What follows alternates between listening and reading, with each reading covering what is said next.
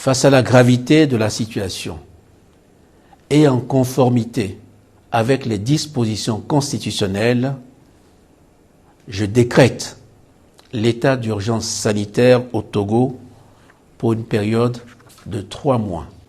Un couvre-feu sera mis en place à compter du 2 avril 2020. C'est une mesure constitutionnelle jamais mise en œuvre au Togo, en tout cas dans l'histoire récente du pays. Une nouveauté qui justifie ce changement de comportement des populations à quelques minutes de l'heure fixée, soit 20 heures au lieu de 19 heures préalablement annoncées. Précipitations dans les rues, les feux tricolores peu respectés, bref, l'essentiel c'est de regagner son domicile le plus vite possible avant le début des hostilités pour ne pas tomber sous le coup de la loi.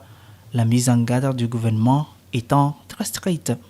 Aucun écart ou manquement ne sera toléré. Au cours de cette période de 20 heures, le soir à 6 heures, tous les Togolais qui ne sont pas autorisés à être au dehors sont censés être à leur domicile. Donc la force spéciale doit veiller à l'application stricte de cette mesure. Une mise en garde bien mesurée à sa juste valeur par la population. Plus que 10 minutes avant 20 heures et l'aspect des rues à Lomé en dit long. GTA, Toti, Rond-Point Togocel, Agbalpedo, Rond-Point Bojona, Bukaro, Carrefour Limousine et Adido Gomé, pour ne citer que ceux-là.